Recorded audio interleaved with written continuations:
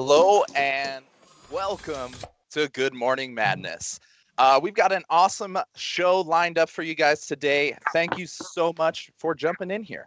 What we're going to be going over today is 2020 influencer trends and anything and everything content marketing. A lot of you guys here are from the LinkedIn world, and we're starting to grab some new people from YouTube. So all of this is going to be focused on social media and really doubling down on how to be an influencer, how to understand what's going on with content and everything in that world. So without further ado, we're going to go ahead and bring in our guests. With us this morning, we've got our badass crew for Good Morning Madness. Thank you so much. First on deck, live from New York, Sammy D is in the building. Welcome. And with us, as always, coming in hot from Texas, our man, Justin JRey Reynolds. That's so Sammy D's move now. Oh, he's going to be running out of bullets on the finger guns soon. I know. And cue our gospel music. I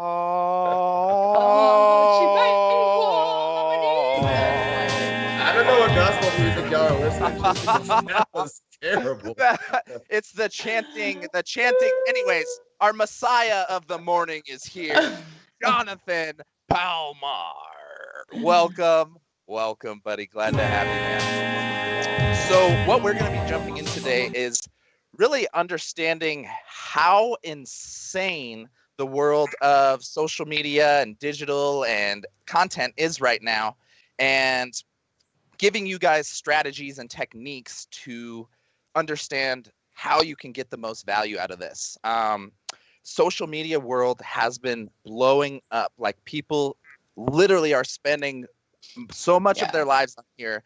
Getting a big piece of this figured out will be figuring out your identity and your content style in the world of social media.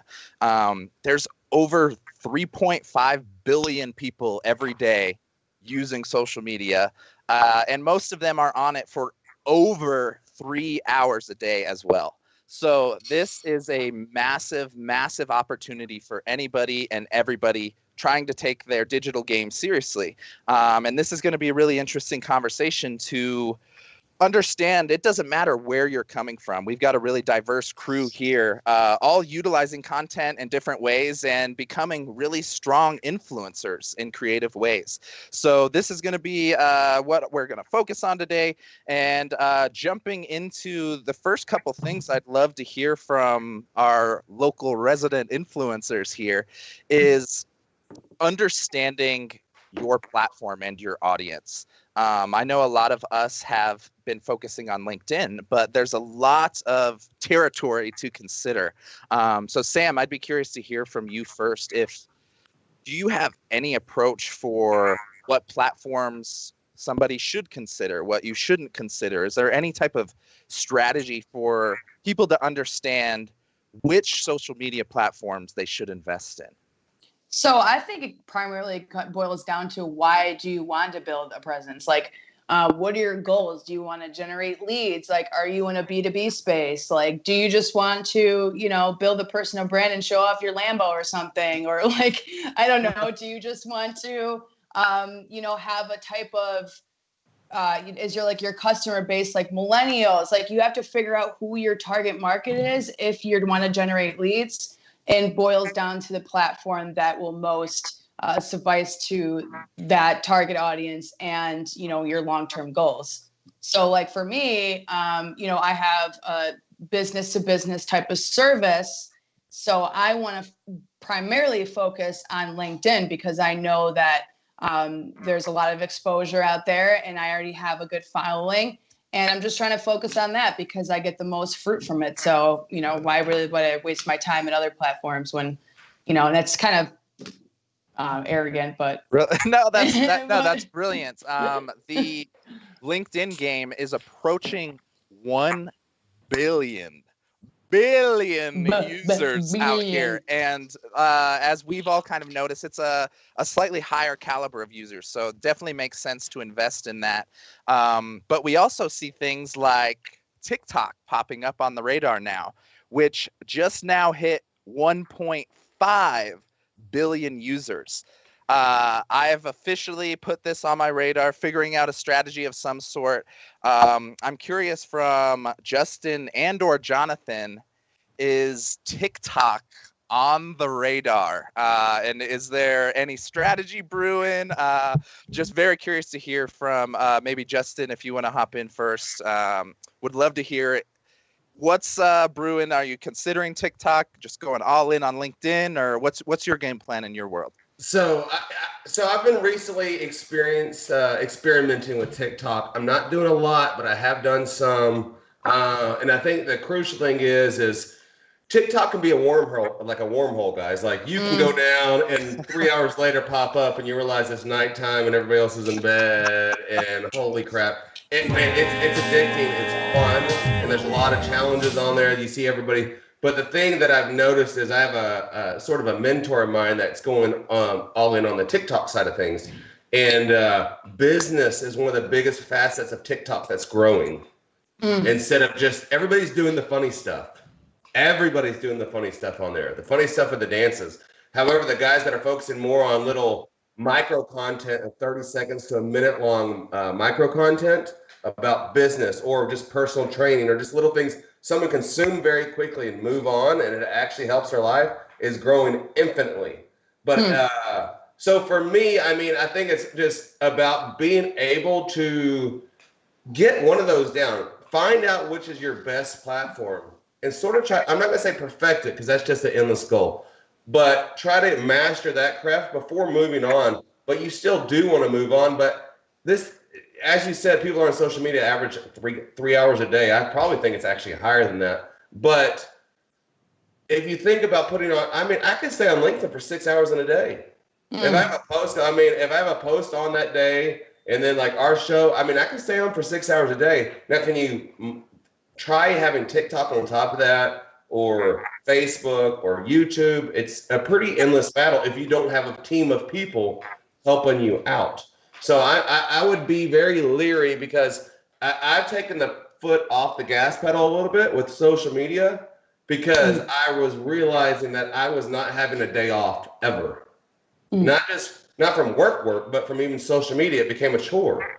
Like, oh my God, I got to log in. I got to do this. I got to do. Yes. And so I just never would unplug from my phone. And even when we're sitting there watching TV at night, I felt this addictive type feeling where I needed to grab my phone and log into LinkedIn and make a couple comments. Sure. And I sort of got away from that just to sort of reprogram myself and realize why I was doing it, to have fun.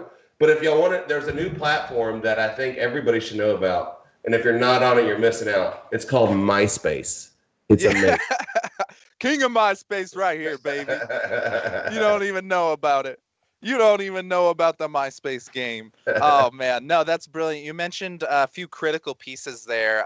You reinforced what Sam was mentioning about experimenting and finding your style. That's a big piece. And then that self-awareness again, that keeps coming back into our conversations. And I love it because having that self-awareness of realizing when social media has crossed that line is definitely critical. So I'd be curious to hear from you now, John, the unofficial, or it's practically official now, the king of LinkedIn is here with us. And shut the front door. Wait, hold on just a second. I did not experience a vote of any kind. It's just a freaking minute. Hold on. Do we have recording from before the show when Justin was praising how envious of that's behind the scenes. Behind the scenes. I'm such Play the a replay. Play the replay. Just so that they know, like, I literally show up 2 minutes before we start. Like, I'm already diva status. But go back to the point, to get back on subject. With TikTok, all of the attention TikTok is going, it's like this is just history repeating itself again. Like, I don't know if any of you remember from history class, but the 1840s, the California gold rush, where you have everybody that migrates. I think, what was it like? Back then, it was like 300,000 people. It was the biggest migration in the history of the country. Everybody just goes to California to try to get, a little piece of that gold. Well, what ends up happening? You have all these people that go to California, and then there's all this land in the East that people aren't taking advantage of because they see all the gold in the West. So I'm thinking to myself, all right, let everybody go over there. You guys want to go find your gold? I'll sell you some shovels. But what I'm trying to do in the East Coast is stick around here and, really plant my flag in the ground in the East Coast while all of you go migrate over there. It's just so common. Like society, they do it. It's that horde mentality where everybody just has to jump on the new thing, the popular thing, the thing of the moment. And I don't know if there's enough emphasis on, well, what about sticking to one thing long term and seeing what types of results you garner from that, as opposed to constantly shifting, constantly adjusting. It's just like dieting. It's just like anything. It's like the self-help books. We're just looking for the next fix. We're hoping that whatever we stumble upon next is going to be our answer, our golden ticket, if you will. So, no, I have no intentions on doing TikTok. I've cemented my feet in one place, and I intend on, riding it out and seeing what happens. Very interesting. No, we've got the full spectrum, because I totally have been there, and I appreciate the analogy of the gold rush, because this is a really big point of understanding. In that same analogy, the people that profited the most from the gold rush was people selling jeans and pickaxes.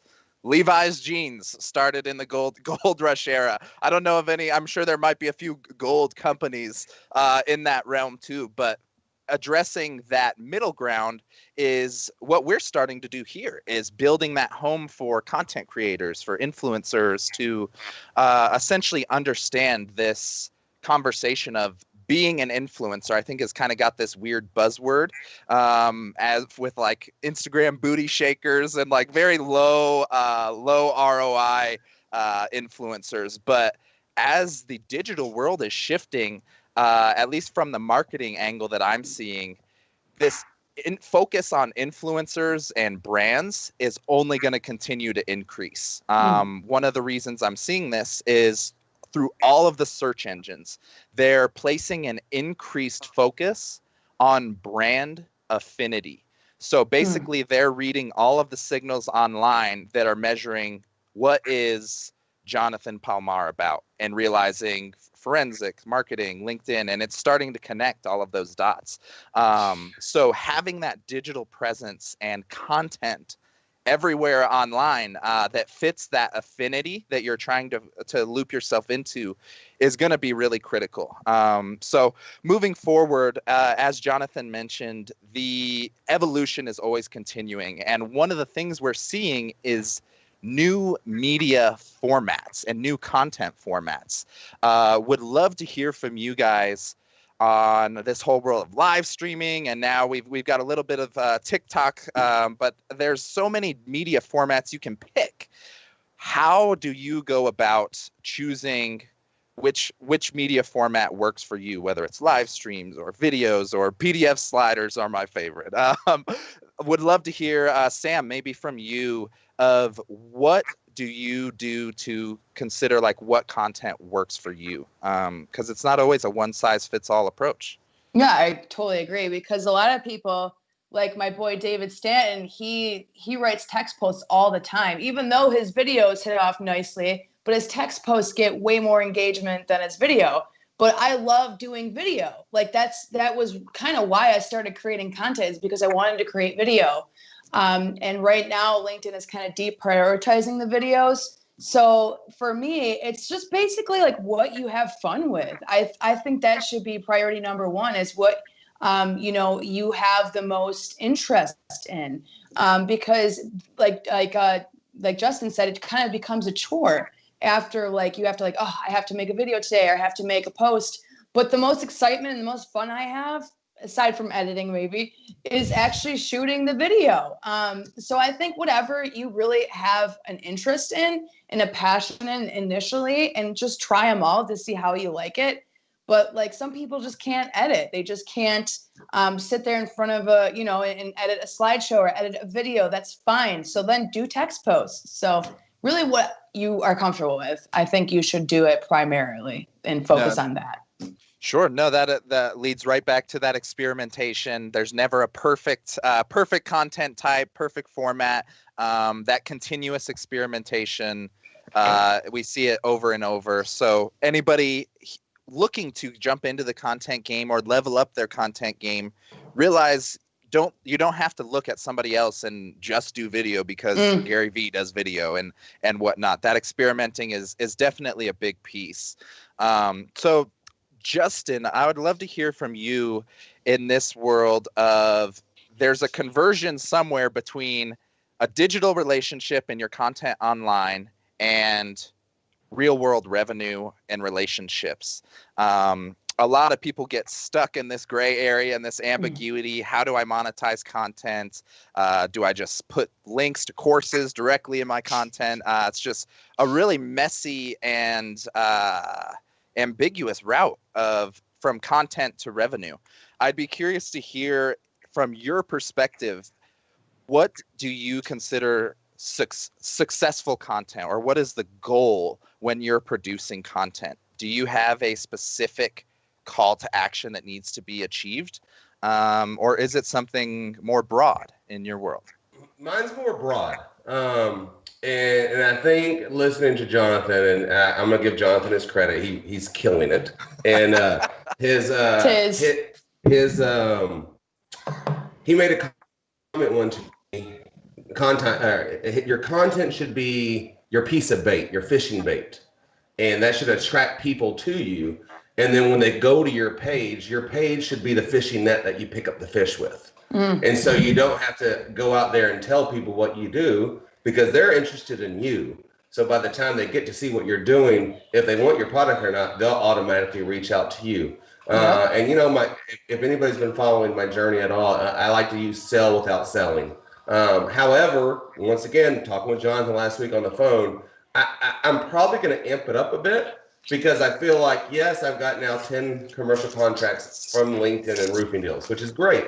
But if I was slightly more aggressive, would I have 15, maybe 20?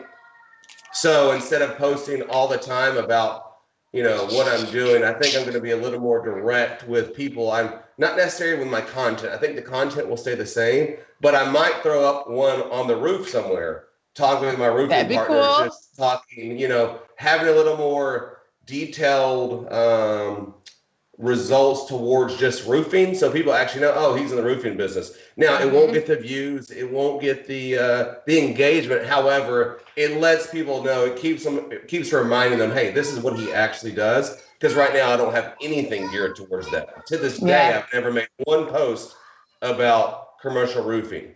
So I'm a little more educational, while at the same time keeping things lighthearted and fun. My partner's just like I am, so he's just real jovial, real entertaining. So he'll be fun to have up there on the roof and just getting his perspective, but the expert side of the perspective on the roofing business to keep people more engaged. Let's just say that with what I actually do.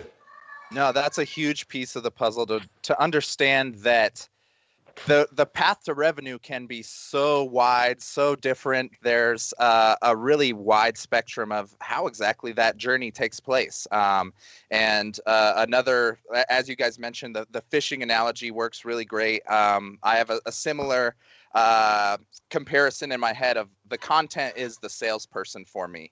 I hate like the sales process, the follow-up, all that. So the more I can let content do that for me, the happier I am. So I would love to hear from you, John. What do you consider, I guess, success for your content, or do you consider monetizing from the start? Would love to just kind of hear from your world. What exactly is the end game for when you're producing a piece of content? I feel like I'm the wrong person to be in this business because I'm definitely a perfectionist, and you recognize inevitably that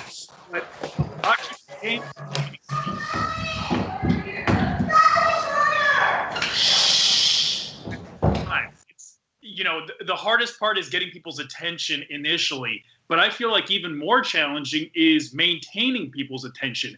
I can't tell you how many people, because it happens every time. Somebody creates their first video and everybody's like super happy for them. Everybody gets behind them. Everybody's engaging, liking, commenting their posts because it's like, hey, this guy came out. He did this video. Great for him. We're so happy for him. And then there's a steep drop. And then with time, it becomes more and more difficult. I mean, you only want to see a person so often.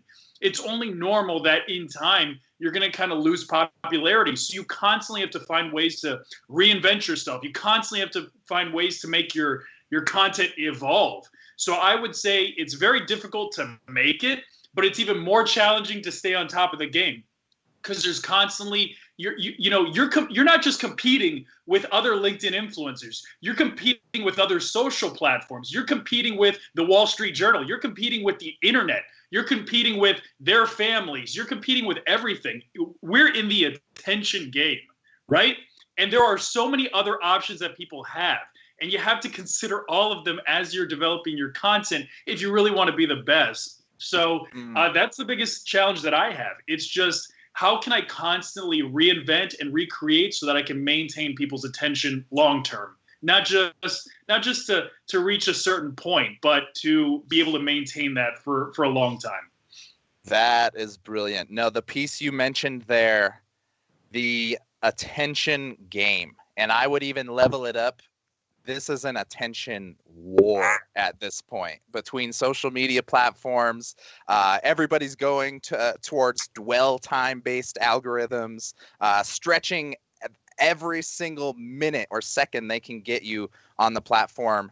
Every trick in the book is being used. So I'm not surprised on the content side. We all feel that pressure.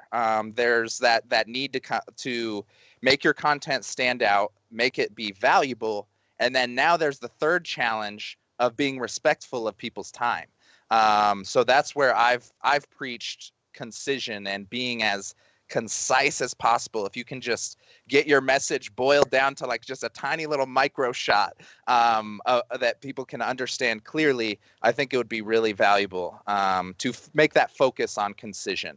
So one of the pieces we mentioned here is kind of that route towards monetization. And a lot of us, we're all grateful to be in a situation to have basically a primary gig that our content feeds referrals and clients into. However, there's the other side of this coin.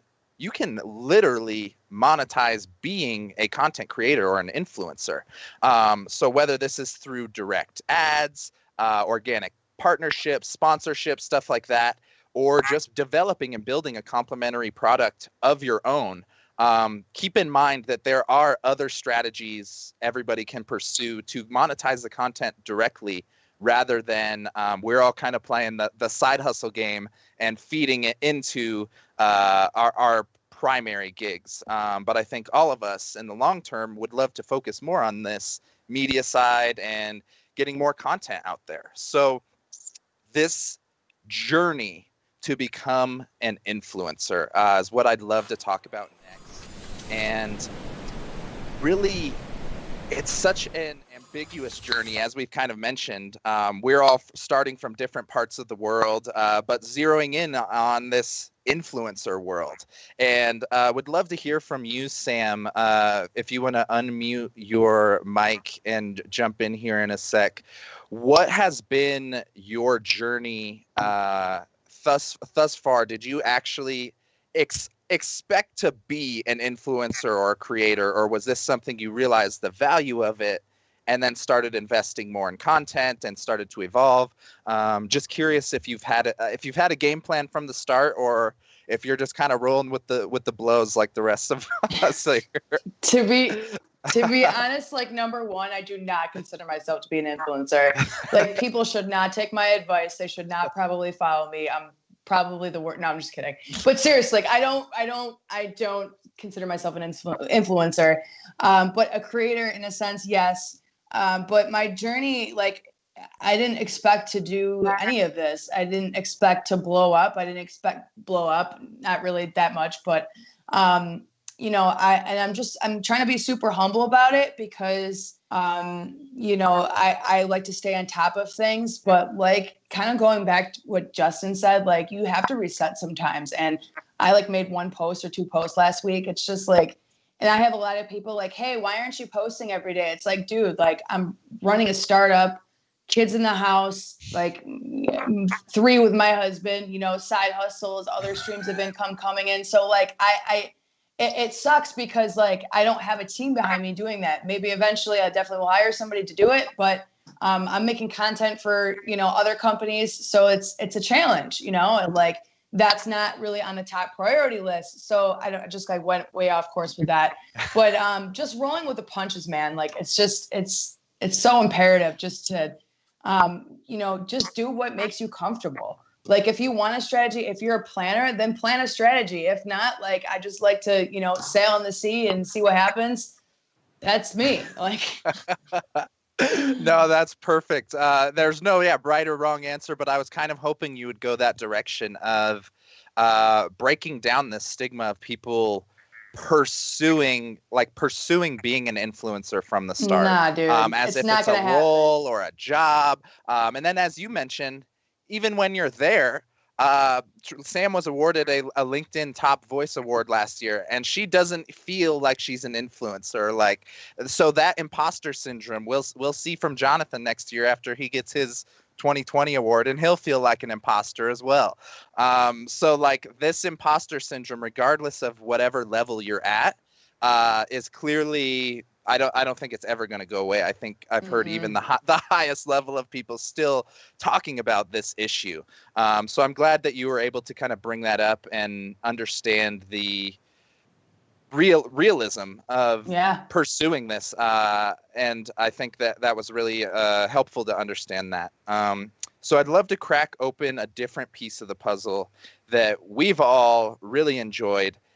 Collaboration and synergy. This has been a massive piece of content world, influencer world, even the music world, where I came from prior to this. Like collaboration is huge, strategy and system, and it's just a whole model in itself. So I'd love to hear from you, Justin. You've been collaborating all over the place. I see you popping up on all kinds of people's channels and shows and podcasts and stuff. So would love to hear if there's, again, is there any approach or strategy to this synergy? Or is this, again, we're just keeping your mind open for opportunities and continuously evolving? I listen to everybody's, if they message me, I listen to everybody's, at least however, I do say no. Some people you just don't mesh with.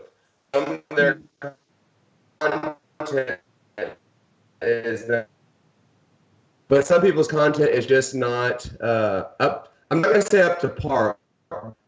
We're just personality. They just approach different subjects that you're just not going to talk about. But I love collaborations. I love the ideas of working with others. I love the ideas of using their energy to sort of fuel you.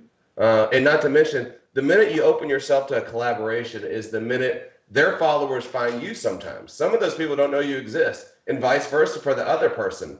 There's for example, my followers, whoever I'm working with, might not know the other person. So it's an amazing opportunity to collaborate, use other people's energy, use other people's followers to sort of give yourself a boost. And a lot of times when you're working with others, you see what you might need to improve.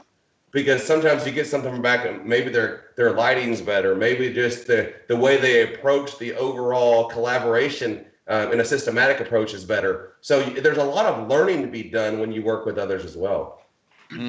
That's a huge piece. Yeah, I know. I've been impressed by other people's scheduling and systems and like more of that meta level stuff that isn't literally the content. Right. So I'm glad you cracked that open for people to continuously look for not only ways you can learn from people's content directly, but from how exactly they're doing it as well. Lots of breadcrumbs to pick up there in that world. I want to say something about that. So perfect. If you want to really build your legend, that is the way to do it.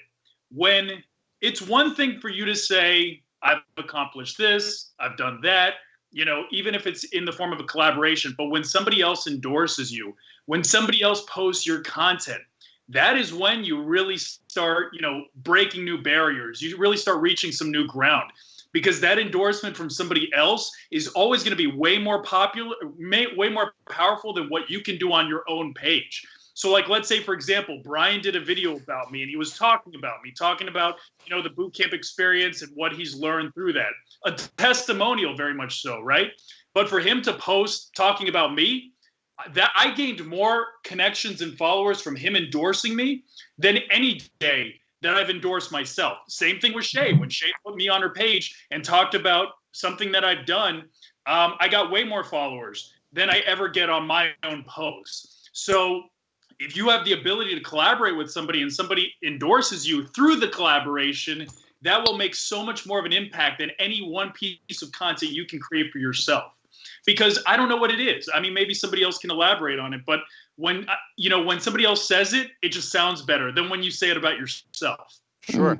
Yeah, no, it's the social proof theory. It's similar to what we were tapping into in previous episodes of there's something about the psychology of a high-level person referring you directly to another person. Similar to association theory of us just being associated with someone can psychologically put you in a different category. So I know that's a huge piece that we all start seeing as we level up that collaboration. I'm sure that association expands, then those secondhand endorsements expand, and then that just leads to more collaboration opportunities. So yeah, not surprising to see that that's been a big piece of your strategy, John. So just wanted to give a quick shout out to everybody here in the chat. We got pretty deep in here, but to all of our fellow recurring guests, Dimitri, Brandy, Lee, Rebecca, Luke, everybody, I see some familiar faces in here. We appreciate you guys so much. This has been such a fun adventure for all of us. We have some awesome updates, more shows coming soon, updating formats, programming. It's just going to be really exciting. So appreciate all of you for jumping in here for this journey. If you have any questions for these guys or any advice from your end of the world, feel free to drop it in the chat. We will be switching to our bonus round pretty soon here, but would love to hear from you guys as well while you're here. Anything that you would love to ask about content and influencers and how to monetize your content is a really big challenge. So we're here for you, trying to make this a two-way street the best we can through YouTube. But yeah, just wanted to make sure that you guys got your sincere thank you because we deeply appreciate you.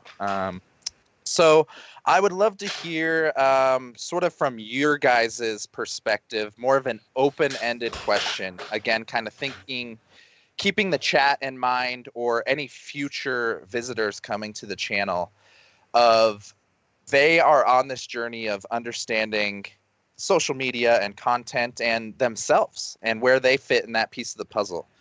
What would be the best advice you can offer to someone trying to become an influencer or content creator? And Sam, I guess we can just start from you and go top to bottom if you've got something top of mind to share with these guys. Yeah, so I hate when people say this because it's so cliche. But man, be freaking real, dude. Like I hate because everyone's talking like authenticity and authentic and real. This is all like buzzwords right now. And you have to be more real than just the term real. Like you just have to be yourself. Don't be like everybody else. Don't be like Shay Robot. Don't be like Justin. Don't be like Jonathan. Don't be like me. Just be yourself. Like, stop trying to mimic everybody, stop trying to, do those crazy growth hacks and stuff like that. Like, just put out genuine stuff, like, and just be yourself, man. Like, the rest will come, I promise you, because people will love and respect you.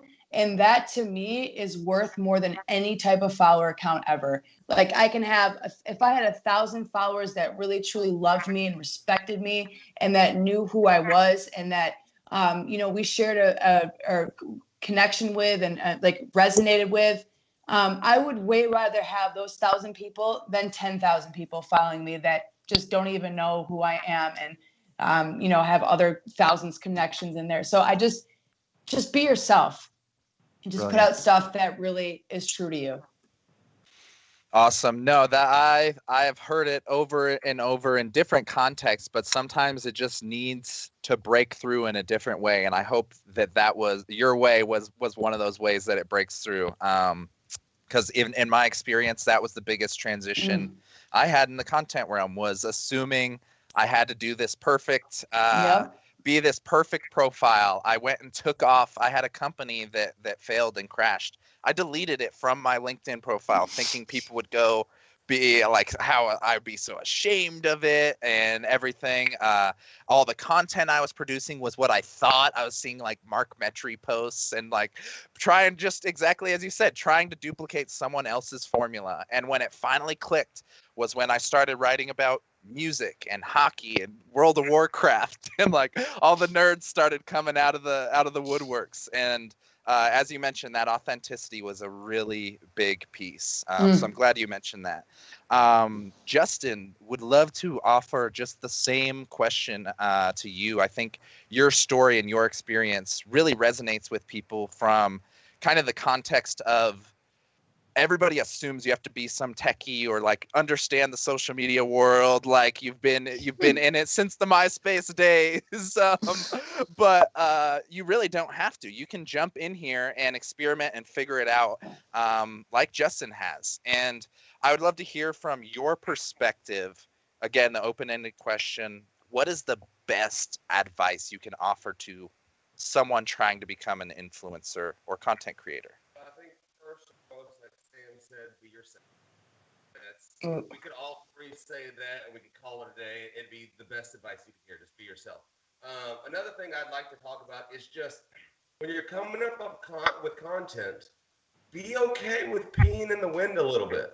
Like, you can be contradictory, or you can be almost have a little bit of confliction with worldly views. When you scratch that surface of where you almost cross the line, I'm not telling you to be racist. I'm not telling you, but if you really have a difference of opinion, be okay with talking about that, and being okay with being on camera about that. Because even with a negative attention, you're going to see that you have a lot more positive attention that goes along with it, because you're going to have people that come to your defense that you didn't think was going to say something because they're on social media. However, they like to gang up and help a fellow person that has similar beliefs. So it's okay to have a conflicting view of the world and to talk about it. You'll be surprised with the results you get by coming up with that strategy of just not agreeing with everything the world says we have to agree with. That's brilliant. No, the positive side of tribalism.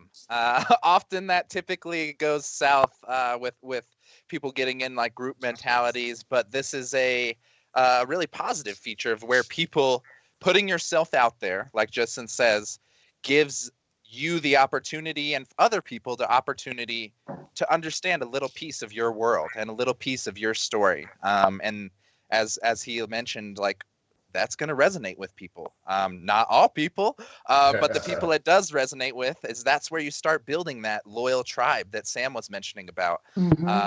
You want that loyalty, that deep commitment, like all these beautiful people in the chat that we see over and over.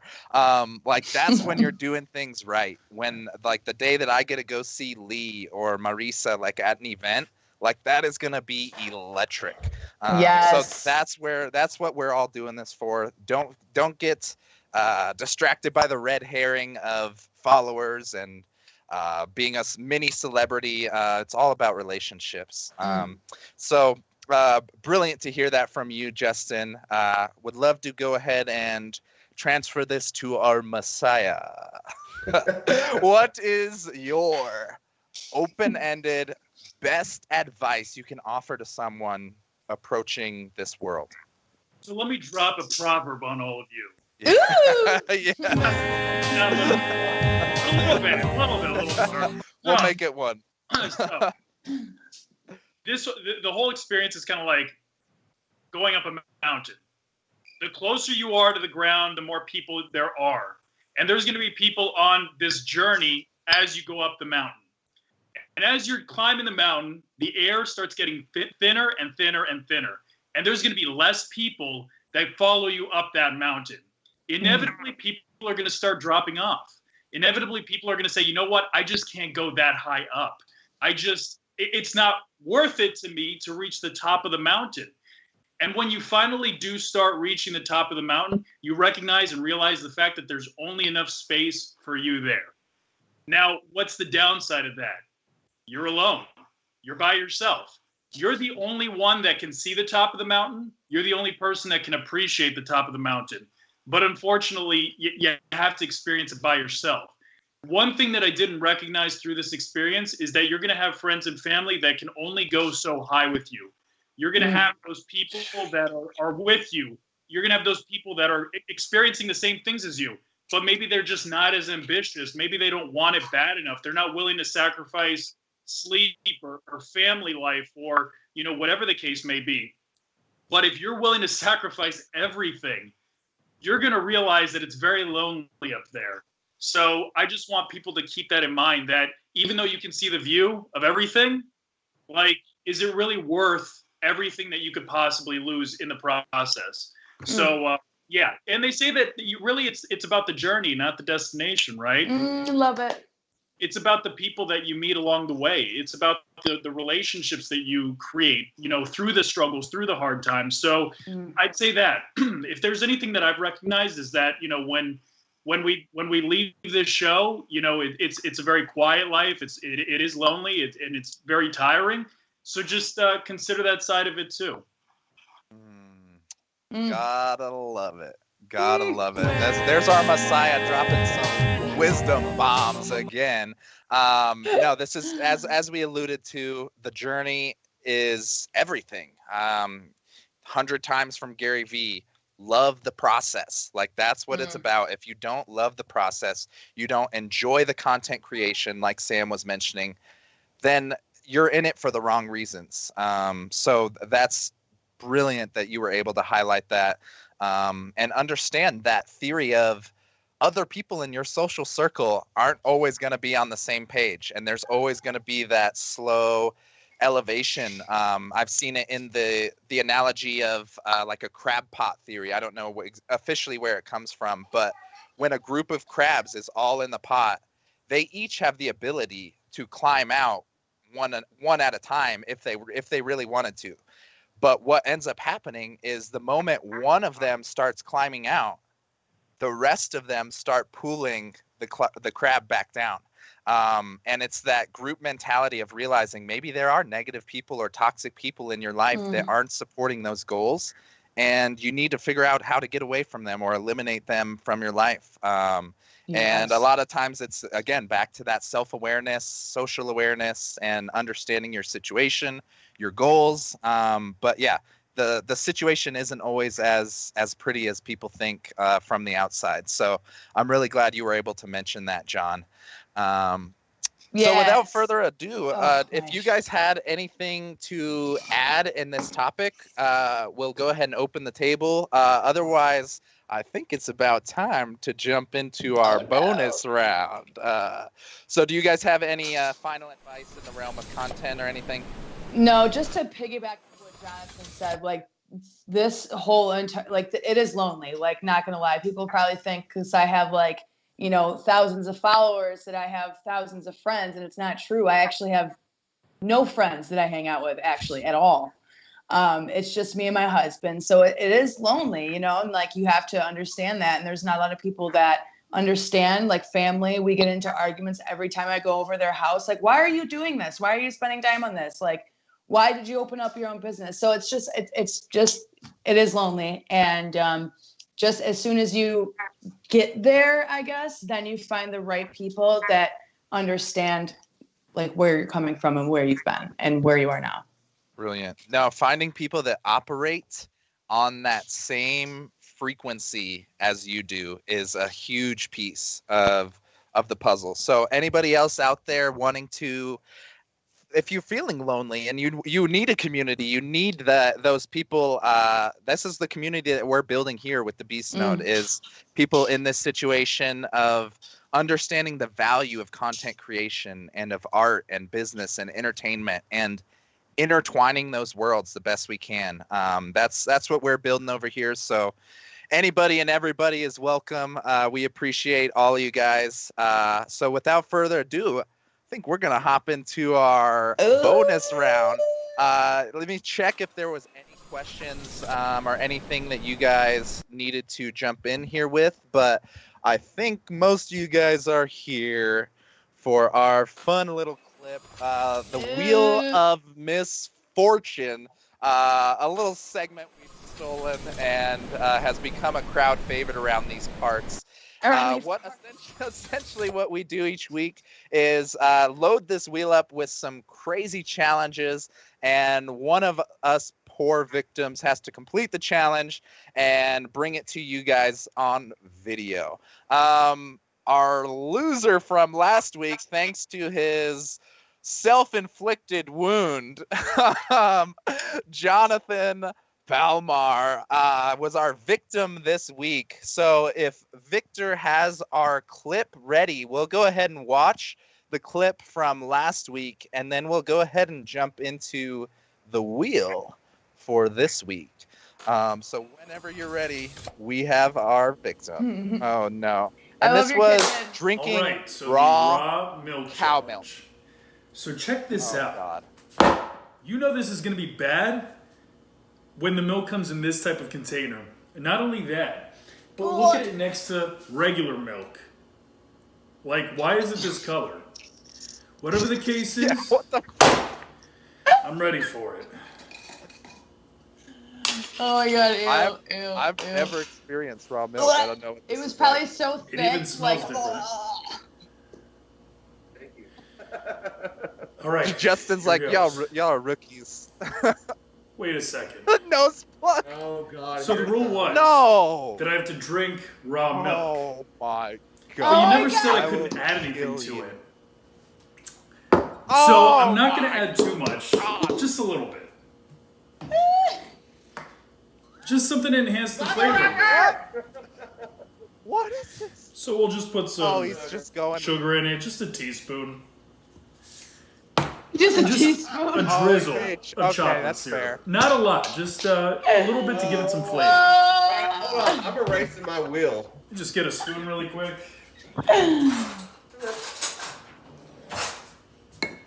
Oh no. Again, guys, you really have to clarify the rules earlier I on. love it. Son of a gun, we said no money business. I said no funny business.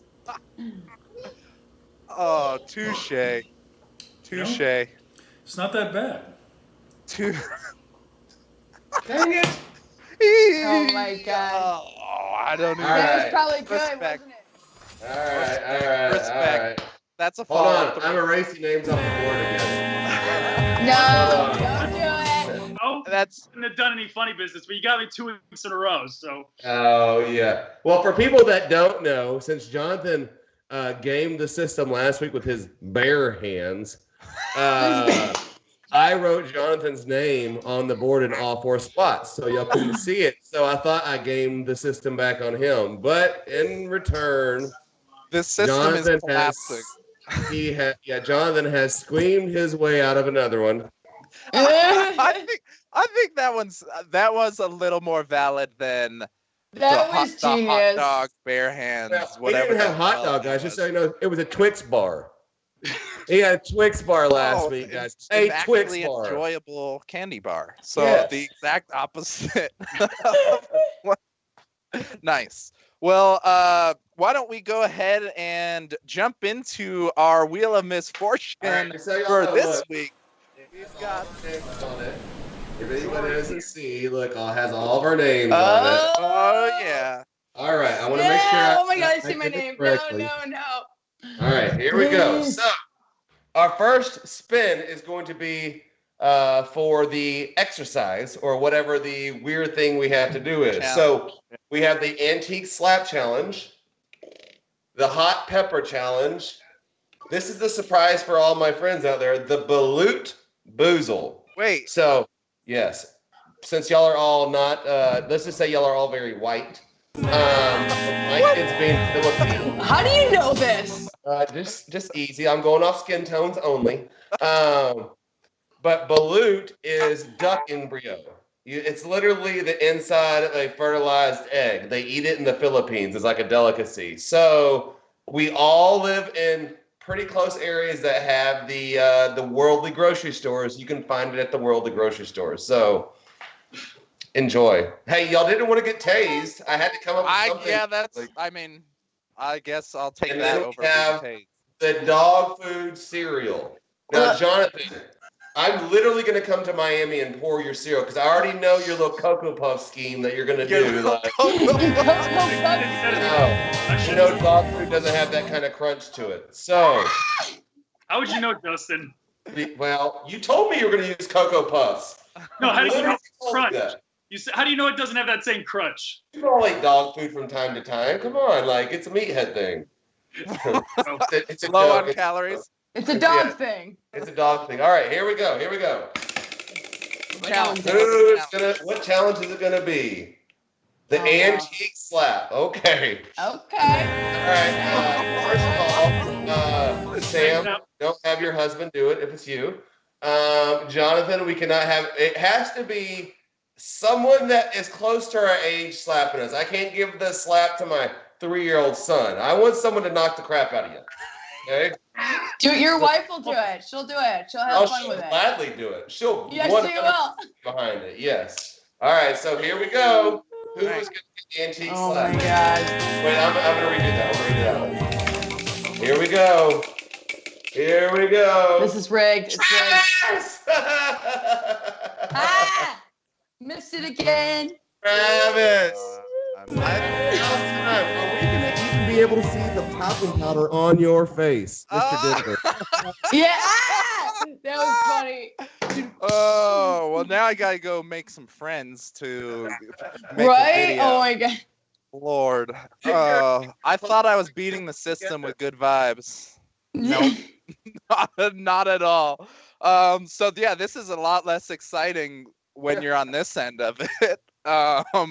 So that's pretty much all we have for this show, and I'm super depressed now. So supposed to end this with like high energy, hoorah! But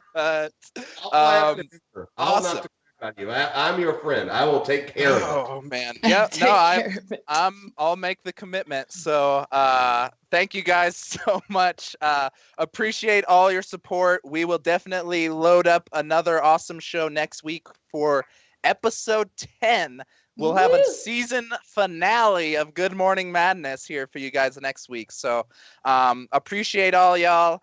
Hit the like, hit the subscribe, do all the YouTube things that make us look like we're awesome, and we'll start growing this community. So that's all we got for this show. Appreciate you guys, and we'll see you next week. It's madness, I tell you. And it feels so good.